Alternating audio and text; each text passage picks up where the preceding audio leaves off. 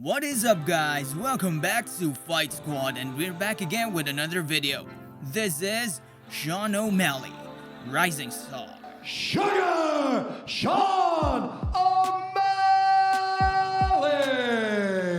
Sean O'Malley was given the nickname Sugar by one of his MMA coaches in Montana early on his career.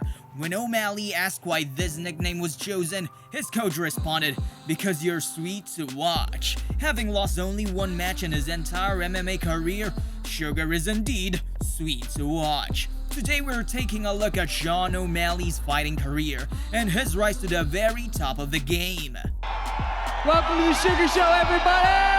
Sugar Sean O'Malley, ladies and gentlemen! And before we begin, if you would like to see more MMA videos, please consider subscribing because it encourages massively to create more videos like these. Now, without further ado, let's get straight into the video. Oh my God, I'm speechless.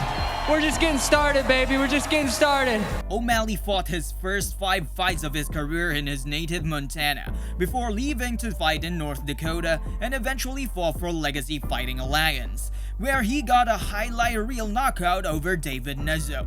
After his win over Nuzzo, O'Malley earned a spot on Dana White's Tuesday Night Contender Series. When he took on Alfred Kashakian, O'Malley beat Kashakian with a stunning knockout in the first round and was awarded a UFC contract. O'Malley dropped out of high school midway through his sophomore year because he was tired of wasting his time. He then went to what he called sort of a boot camp in order to obtain a GED, but was expelled after getting into a fight and enrolled in an alternative school.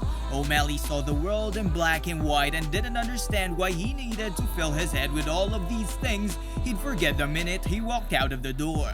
A friend introduced him to fighting and he was instantly hooked and never wanted to do anything else. School, well, that was another story. I just didn't like school, you know. The 23-year-old said a few days before facing Andrei Sakhamthat in a featherweight on the main card of UFC 222 Saturday at T-Mobile Arena in Las Vegas. At that time in my mind I thought, this is pointless. I don't like what we're learning. I thought it was a waste of time and I thought I should have been doing something else. That something else was fighting, and he's turned into a sensation in an amazingly short period of time. Search as hard as you want and you won't find many great fighters from Helena, Montana. Though O'Malley laughs and says, well, what about me? He's shown himself to be an exciting, unorthodox fighter. His head kick knockout on David Nuzzo on May 5 at LFA 11 remains one of the most astonishing finishes you'll ever see. O'Malley uses spin moves a lot, and this one seemed as if he'd throw a spinning back fist with his right hand. It was right, alright, but it wasn't the hand. As he spun, he brought up his right foot and caught Nuzzo a kick to his head. Nuzzo went down into a heap and the referee shoved O'Malley away and a legend was born. He admired the great boxer Roy Jones, primarily for Jones' unpredictability. As he racked up the wins, O'Malley was showing plenty of unpredictability himself. He is long and lean, and at 5'11 is extraordinarily tall for a bantamweight. It's easy to see the genius in what he does now. He earned his spot into the UFC with a first-round knockout of Alfred Kashakian in July in Las Vegas on the Dana White Contender Series show. Kashakian came forward in a traditional manner, throwing a jab with the right hand behind it. It had early success, but his style was built on knowing where his opponent would be and being able to anticipate where the punches would be coming from. He couldn't possibly know, though, because O'Malley didn't know. He was driven by instinct, shifting weight, moving left, pivoting right, throwing kicks when it should have been a punch, and going high when it seemed he'd go low.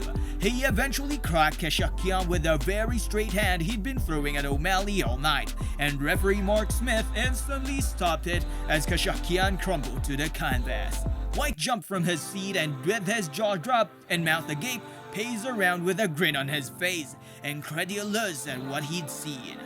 It was hard for Kashakian to defend himself when he was just not nearly as quick as O'Malley and not sure where O'Malley would be at any given time.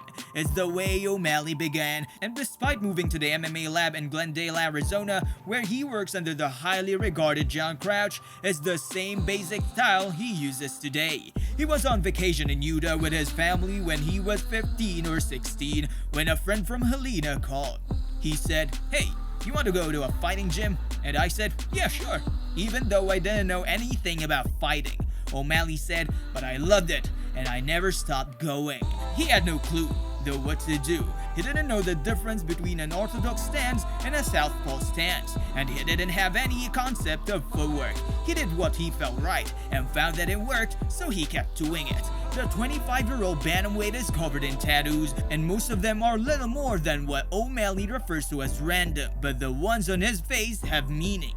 Breathe, in particular, is the least visible O'Malley's body art. Thanks to the luscious mop of curls atop his head, he has to consciously pull his hair back in order for anyone to see it. And even then, because it's straight and backward, it's not immediately clear what it is, which is fine. It's not for anyone but him.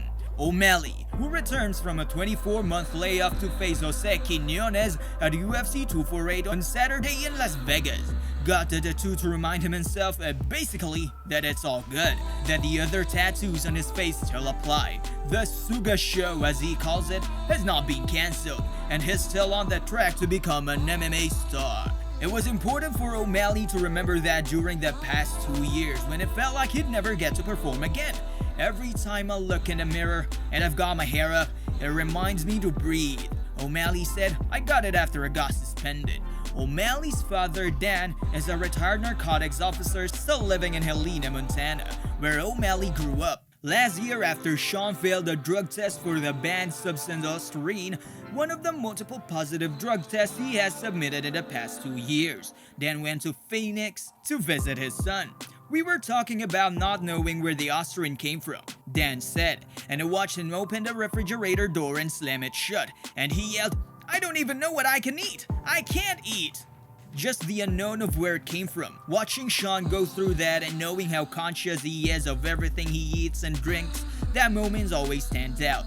O'Malley hasn't made a UFC appearance since that pay-per-view debut, due to the failed test, which the United States Anti-Doping Agency, USADA, ultimately ruled were consistent with unintentional use. Despite 2 years of testing his food and supplements, O'Malley has no idea how a trace amount of Ostarine made into his system in 2018, and still continues to show up in minute amounts. He is one of the several UFC athletes to go through the same issue with the same substance, and even though USADA ultimately ruled O'Malley did not intentionally cheat, he couldn't fight until the agency got a firm grip on the matter, which ended up taking over 12 months. Sean O'Malley is adamant that he's no sore loser, even if that's been the public perception. His undefeated record was taken away by Marlon Vera last summer. O'Malley suffered his first career defeat last August at UFC 252, where Chito gave him a perfect low kick that triggered the nerve in his leg and caused visible damage. It set up a flurry from Vera that led to the TKO, but O'Malley has insisted since it wasn't a real loss and he still should have a perfect record. That's caused much backlash from MMA fans, who have accused O'Malley of being a poor sport and acting delusional. 7 months later, as he readies for a return to action against Thomas Almeida at UFC 260 on Saturday, he stands by his original viewpoint of the outcome. It's just the way I feel, O'Malley told reporters on UFC 260 Media Day. I feel undefeated. I don't feel I was beat because my skill set wasn't as good as his. It was a freak accident. How many leg kicks have been thrown since that kick to now? How many times has that happened? If he would have said, I'm going to go in there and kick his nerve, then it happened, I would have been like, this good. And he is good. Chito is a good opponent. But the way that the fight ended, watching the fight before that happened, I was controlling the fight. I was doing what I wanted. Sean O'Malley, ladies and gentlemen. I freaking love you, Joe Rogan. I love you too, buddy. And the video is finished. If you like the video, please comment, like, share, and subscribe for more content like this in the future. See you next time.